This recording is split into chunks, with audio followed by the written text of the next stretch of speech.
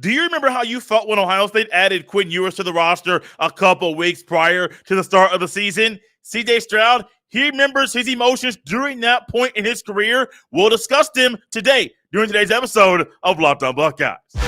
You are Locked On Buckeyes, your daily podcast on the Ohio State Buckeyes. Part of the Locked On Podcast Network, your team every day.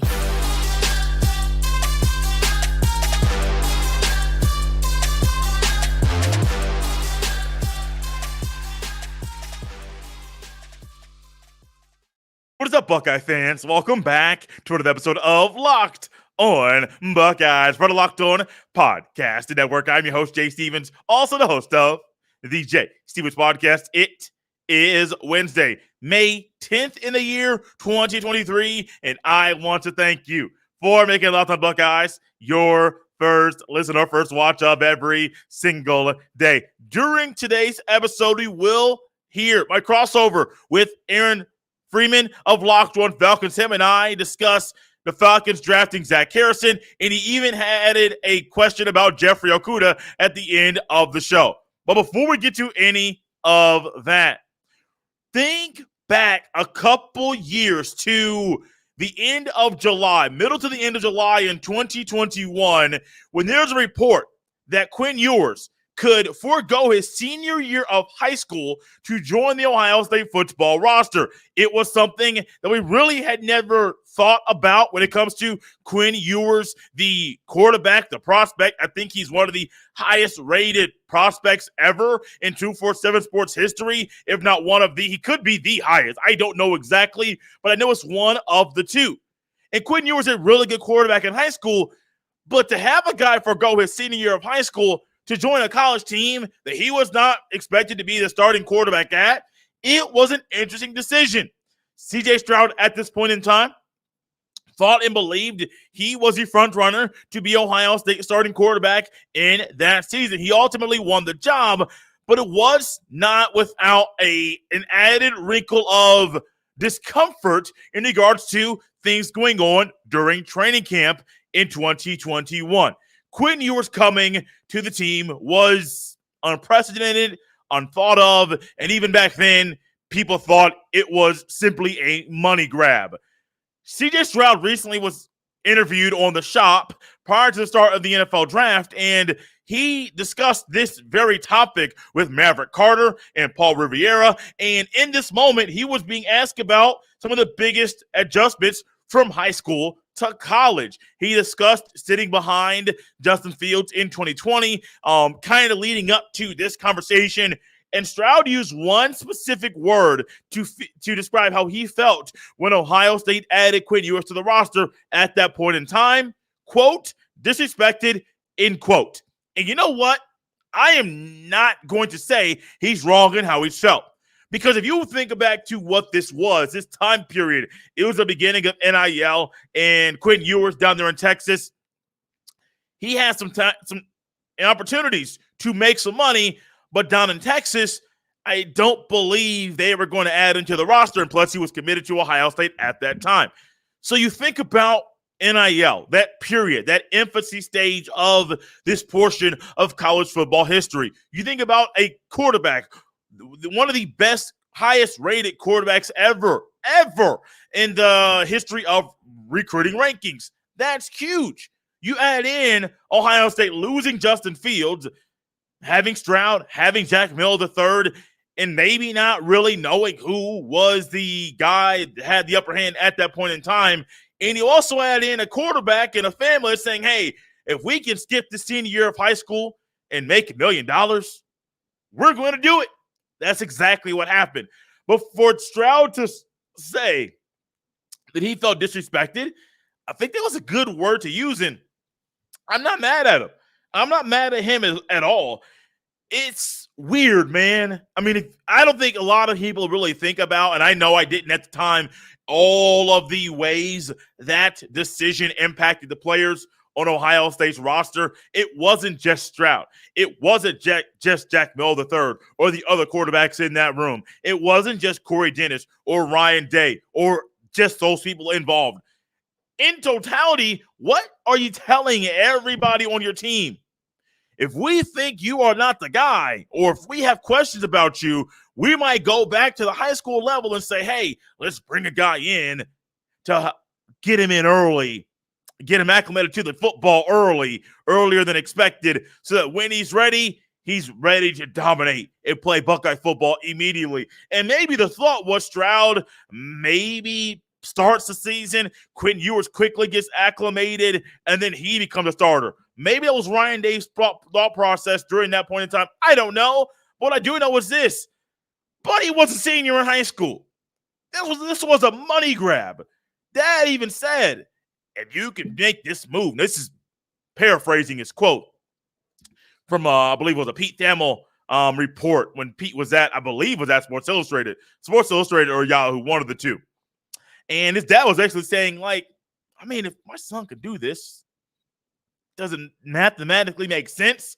Does the math properly for us to make this move? And it did. And ultimately, Quinn Ewers was, I do believe, already in the process of graduating early, and he finished up some credits over the summer to graduate early. If you want to hear my thoughts about that more in depth, go back, and myself and Jeff Hunt, who's a frequent contributor to this podcast, him and I had similar thoughts about this, and we did not shy away from saying some things about him. But no, it was a money grab, man. And CJ Stroud, you think about it, quarterback competition, you going to bring a high school cat in here to compete with me, to be QB1? Do y'all not believe in me? Do you not trust me? Do you not think I can be a guy to be the quarterback that Ohio State needs to be good and elite on offense? Do you not have the faith in me that I thought you had and that you said all season? Where's the trust? Yeah, I understand feeling disrespected. And ultimately, very similar to a guy who I used to grow up watching play basketball, in Michael Jordan. What did Michael Jordan do consistently? Found ways to motivate himself in the moment. Now, maybe it's a Scott Burrell, or maybe it's something from someone from the Bad Boy Pistons or the Cleveland Cavaliers or the New York Knicks or LA Lakers, 91 finals, whoever it may be. Michael Jordan found ways and avenues to fuel himself. Now, I guarantee you, Michael Jordan might feel disrespected if Dean Smith at North Carolina brought in somebody or put somebody in the game and said, hey, Mike, I know you've been around here for a while, but Mike Jordan sit this one out. We're going to put this freshman in. I guarantee you Michael Jordan would have been upset at that time, maybe a little bit disrespected, because it's just not normal. Or is it really, I don't know. I wouldn't say, I don't think it was the right move for the Ohio State to make that. So I would say this. I don't think it was the right move for Ohio State to make that decision at that time. I understand the family and Quinn Ewers' family, and I don't fault them. If we can make a lot of money right now, $1 million, by our son going to Ohio State and skipping a senior year of high school, so be it. I do think that Quinn Ewers ultimately feeling homesick went into him transferring to Texas, but also it's his home state. Texas was in the running to get Quinn Ewers back then as well. But yeah, man, I understand why Stroud felt disrespected. It makes sense. And in the moment of Iowa Stroud going through all the winter workouts, the mat drills, spring practice, the summer workout, going through all that, then all of a sudden, 2 weeks before the start of the season, I think it was like maybe three and a half to be specific, but he said 2 weeks, you bring in this quarterback, you bring in this guy, yeah, I'd feel disrespected. But I think Ryan Day and the other coaches have learned their lesson, and I would not be shocked if they never added a guy, a high schooler, at that in the same way that they added Quinn Ewers to the roster a couple years ago. Ultimately, I'm looking forward to Buckeye football, and I'm going to make another statement about Quinn Ewers that I don't think I've ever made here on the show. I hope this young man plays phenomenal football this year. I really do. Phenomenal football, Texas football being good, it's amazing for the sport. Ohio State football being good, amazing sport for the sport. And imagine these two powers in the sport meeting in the playoff at the end of the season. I'm here for it. I like it. I love it. I want some more of it. And I truly understand why Stroud felt disrespected by the Buckeyes adding Quinn Ewers to the roster when they did. Oh, might I add another little detail about this story that we got from this interview? CJ Stroud said the coaches told him that Ewers was coming to the team the day he was coming. I'm going to leave that with you as we close up the beginning of this episode of Locked On Buckeyes. Coming up next is my conversation with Locked On Falcons host Aaron Freeman. I was recently on that show discussing the Falcons drafting Zach Harrison and also Jeffrey Okudah as well. You don't want to miss the rest of today's episode. Got some good stuff coming for you. Also, former Buckeyes here on Locked On Buckeyes. This episode is brought to you by Built Bar. Looking for a delicious snack but don't want all of the sugar and calories? Then you need the best tasting protein bar ever. Built. If you're like me and you want to make healthier snack choices but you don't want to compromise on taste, I've got just the thing for you. Built Bars and Built Puffs. What makes Built Bars so good? Well, for starters, they are all covered in 100% real chocolate. That's right, real chocolate. And they come in unbelievable flavors like churro, peanut butter brownie, and cookies and cream. I'm not sure how Built does it, but these bars taste like a candy bar while maintaining amazing macros. Only 130 calories and 4 grams of sugar with a whopping 17 grams of protein. And now you don't need to wait around to get a box. For years, we've been talking about ordering Built Bars at Built.com, but now you can get them at your local Walmart or Sam's Club. Head to your nearest Walmart today, walk to the pharmacy section, and grab yourself a box of Built Bars. You can pick up a 4-bar box of cookies and cream, bar, double chocolate bar, or coconut puff. If you're close to Sam's Club, run in and grab a 13-bar box with our hit flavors, brownie batter puff, and churro puff. You can thank me later. Thanks for making Locked On Buckeyes your first listen every single day. If you're like me and you're a subscriber to SiriusXM and you utilize the app on a regular basis, you can enjoy Locked On Buckeyes there as well. That is correct. Another avenue for you to enjoy Locked On Buckeyes every Monday through Friday, 5 days a week. Locked On Buckeyes is a part of the Locked On Podcast Network, your team every day. All right, everyone, you are here with another illustrious guest. He is none other than Jay Stevens, the host of Locked On Buckeyes, and he's here with us to talk about the newest Atlanta Falcon in Ohio State, defensive end Zach Harrison. Jay, how you doing today? Aaron, doing well. Happy to be here with you, and you're correct. Zach Harrison is in the NFL, and I'm really glad we're able to do this together and talk about a guy who I've been higher on over the past couple years. Yeah.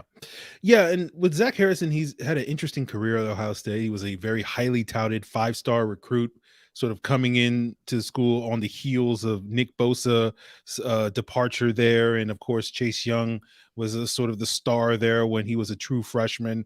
He had 3.5 sacks his freshman year, but then never kind of exceeded those totals ever again in his college career. And I'm just curious, from your perspective, is it fair to say that Zach Harrison didn't quite live up to expectations at Ohio State? And if so, why do you think that is? I think it's fair. Ohio State fans, Ohio State writers, those that cover the team, some, I won't say all, some of them thought he was the next big thing. And it's kind of doing a disservice, I think, to how you analyze the football, because you kind of got to realize you're not going to get a Bosa or 2 of them again. Like, that's the fact that there was 2 brothers that were really, really good, and there's a conversation about which one had a better career at Ohio State. Like, that's crazy to think about what Joey Bosa did, what Nick Bosa did.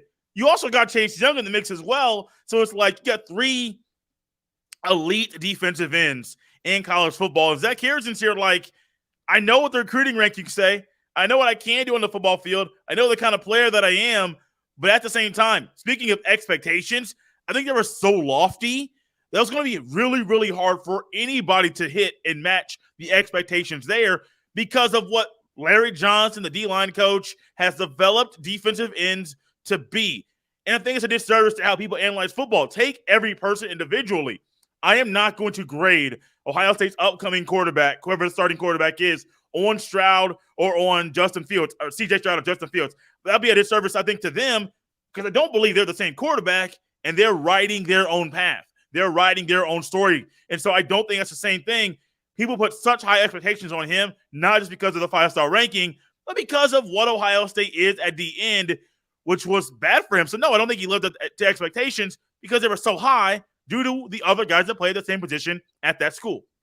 Yeah, I mean, really, you just got to look at it like that. Those 5 years of Joey Bosa to Nick Bosa to Chase Young were just a special 5 years, as opposed to, well, this is just how it's supposed to be at Ohio State. And so, yeah, I do think that's a good point to make here. But, when we talk about Zach Harrison, I think most people agree that he's, an outstanding run defender due to the size, the length, the power that he has. Those things jump off the screen when you watch him on film. I'm curious, what are your thoughts on that aspect of his game? It's gotten better. It's gotten a lot better. I do believe his run-stopping ability is something that will not show up in the stat sheet, or his ability to disrupt the run game. It will never show up in the stat sheet, but I do believe that's something that he has improved on a lot from last year to the year before. And even in 2020, that was my first year covering Ohio State, hosting Locked on Buckeyes. I've been a fan, but I think I watched it with a closer eye at that time, trying to analyze the game. And I remember the Oregon game, week 2 of that season. I think it was Oregon. Was it Oregon that year? I believe it was. And then, no, it could have been Oregon. One of the games, and they played Oregon. I forget it, because that 2020 COVID year, man, that messed everything up. Yeah, it's fine. But I remember that Oregon game, and all of a sudden, it seems like Ohio State's a better team. They have the better talent, all of those things. But what we witnessed from Zach Harrison in that game was he ended up having issues setting the edge, and he was getting exposed in that area. And so I'm sitting here like trying not to be overly critical, but still be critical.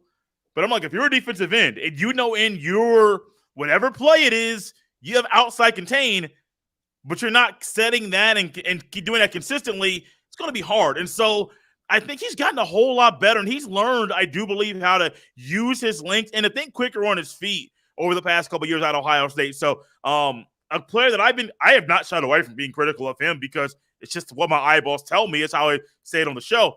He's gotten better. And I do believe his run-stopping ability is one thing that he can improve on at the next level, but also the Falcons will love, because they're not trying to bring in a guy that's developing that skill. You're just trying to perfect some of the skills he already has.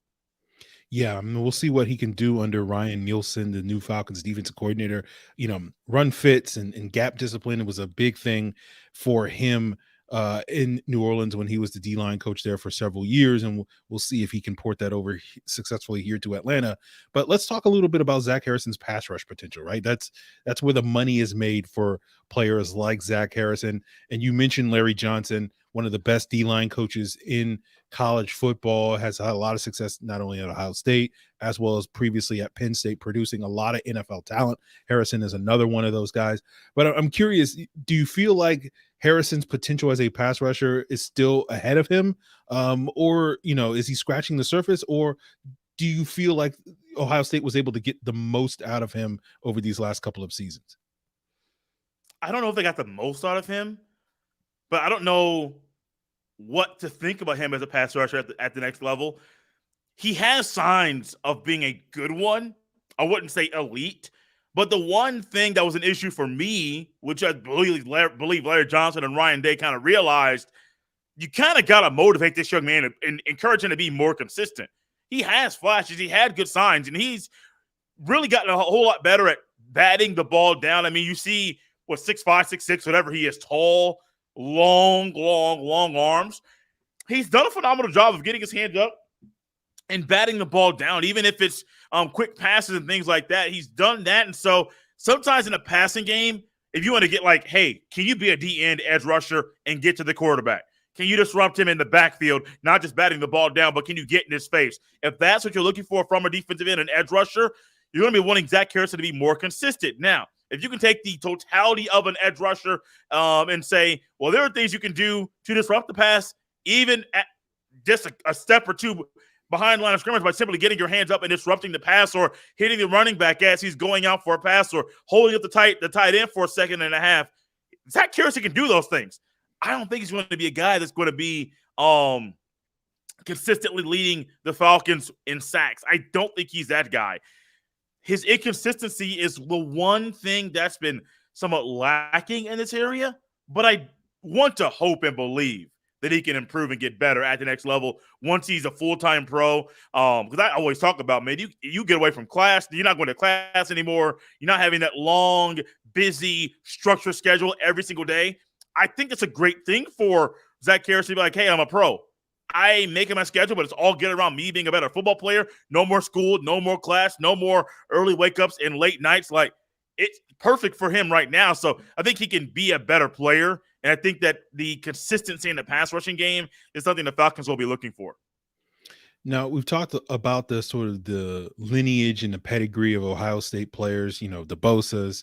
You can go all the way back to Cam Hayward as guys that went on to be stars in the NFL. But it's not just those stars. You have other really good players like Sam Hubbard, Draymond Jones just got paid this offseason. I'm curious, where on that spectrum would you stack Zach Harrison? Is he a guy that has that type of potential to be in the Hubbard or Draymond Jones level? Because it doesn't sound like you think he's going to be the next Cam Hayward at this point in time. Or do you feel like he's going to be, maybe a notch below those guys? Where on that spectrum would you put Zach Harrison? I've been higher on Sam Hubbard when he was at Ohio State than a lot of people have been. And so when I talk about him, I always try to put it aside, be like, hey, he is one guy that Larry Johnson really, really, really developed. He was just overshadowed by the other guys that were on his team. At the same time, I don't know if Sam Hubbard was ever going to be that big elite guy. Once again, I want to believe Zach Harrison can be Sam Hubbard at the next level. I just don't know. The inconsistencies that I've seen, I want to say that it might continue at the next level, but I truly don't know. I'm more so a slight notch below a Sam Hubbard because I'm so high on Sam Hubbard. Like, it's kind of, I've been higher on him when he was in college, and then I've liked him in the NFL for the Bengals. So I think it's more maybe personally, like I just enjoyed watching him. Maybe it's my own bias from 5, 6, 7, 8 years ago that I can't get away from. I don't know, but I think it might be a notch above those guys just because the inconsistencies are there. That may be the word that I keep talking about, or type of play, inconsistency, or looking for consistent play. That's the one thing everybody's wanted in the pass rush game, in the pass run game, or in the run stopping game. You want him to be more consistent. It's just really unfortunate you only got really a few games, or over half the games this past year where he was that. If you got that over the past 2, maybe 3 years, you're looking at a different player, possibly a second-round pick, and a guy that NFL teams would be salivating to get. The traits are there. I just wonder if he can consistently put those traits into good use on the football field. So it does sound like you think Harrison is a project, but a worthwhile project for the Falcons to be betting on. Correct. Any other tidbits you want to share about Zach Harrison? Because I do want to pick your brain about Jeff Okudah as well. You're getting a good player. You're getting a team guy. He's not selfish. You didn't really hear about any issues with him, either in the locker room or getting in trouble with the law. You're not getting that kind of guy. And so I understand that Atlanta might provide some things that Columbus did not, as far as the nightlife and the things like that in the entertainment scene. I don't think that Zach Harrison will be a guy that Falcons fans will be like, oh, he's out late. We know what's going to happen next. Now, I think you're getting a really good player, really solid player, really good young man, and looking forward to seeing what he does with the Atlanta Falcons over the next few years. Okay, well, Jay, I'm going to clip those 30 seconds and hold it in my back pocket for the future if something does happen with Zach Harrison, just to throw back at you. But let's talk a little bit about Jeff Okudah, and I want to pick your brain on him, given that he's now getting sort of a second chance here in Atlanta after things didn't quite work out in Detroit, and most people seem to blame injuries. I'm curious, have you sold your Jeff Okudah stock at this point, or you've been hoarding it these last couple of years, waiting for an opportunity like this? Where are you at with Jeff Okudah now that he's in an Atlanta Falcon? Kind of hoarding it. I don't want to let it go just yet. I don't want to let the stock go that's in my possession. He's one of those that I'm like, hey, why should I not believe in him? Why should I get off the train? And that's kind of where I have been with him for a while. But yeah, no, I'm still holding the stock, not letting it go yet. Okay, well, I'm looking to buy up Jeff Okudah stock. So if you were selling, I would be willing to get a nice discount on it at buy low, sell high sort of thing. So I'm looking forward to what he's going to do here in Atlanta. I think he's going to be an underrated addition for the Atlanta Falcons, and hopefully someone won't clip this and throw it back at my face, a month or two down the road. I say it all the time, and I'm going to say it again. I really enjoy the times when I'm able to hop on other shows that are part of the Locked On NFL family. That was myself and Aaron Freeman of Locked On Falcons. I was recently on Locked On Seahawks with Corbin Smith going over the Seahawks drafting Jackson Smith and Jigba and why it's a perfect fit for him to start his NFL career. Go check that out. There's more great stuff coming your way right here on Locked On Buckeyes and across the Locked On Podcast Network, your team every day. We're out of here on a Wednesday. You can follow me on Twitter at jstevens07. You can also send all of your emails to jstevens317 at gmail.com. This was Locked On Buckeyes on a Wednesday. I am Jay Stevens. I hope you have a great day. I'll see you next time.